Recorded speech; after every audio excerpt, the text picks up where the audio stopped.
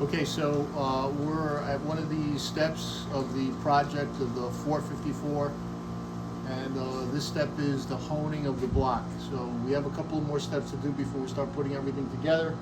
This is one of the most important steps, the honing of the block, and the reason why it's important is because this has a lot to do with both measuring and actual physical conditioning of the cylinders.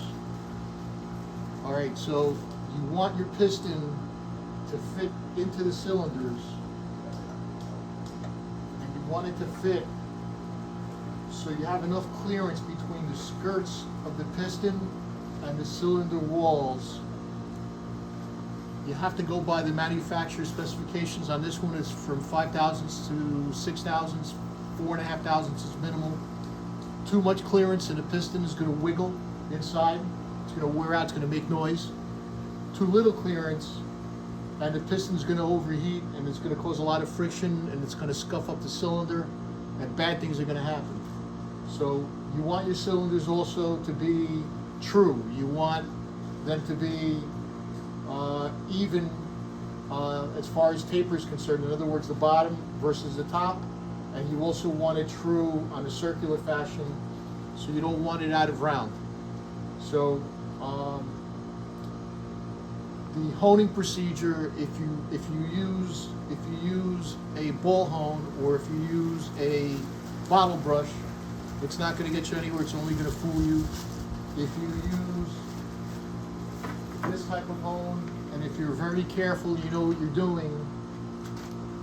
And if you take measurements and you measure your cylinders, each cylinder here is measured in A, B, C, D in 4 different spots. It's measured diagonally up and down, across, and across. It's measured this way and it's measured the other way. So it's measured in 4 different areas, and it's measured on the top, in the center, and the bottom, and it's all compared.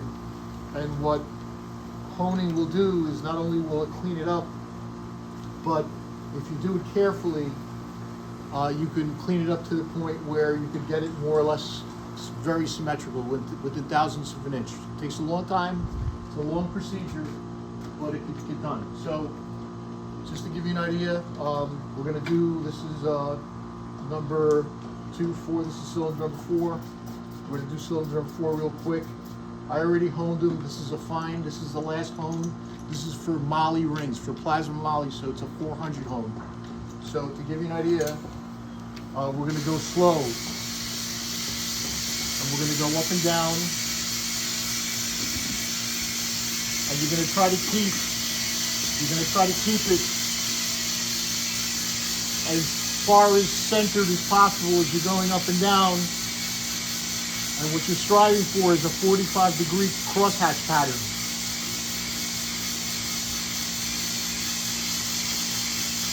This is the last one we're going to do.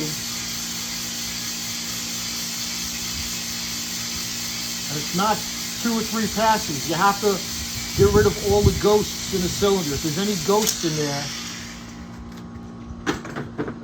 if you see any ghosts inside, you got to keep on going. Now, if the ghosts are very big, or if you have wear, I wouldn't use a 400 grit. I would use a more coarser grit.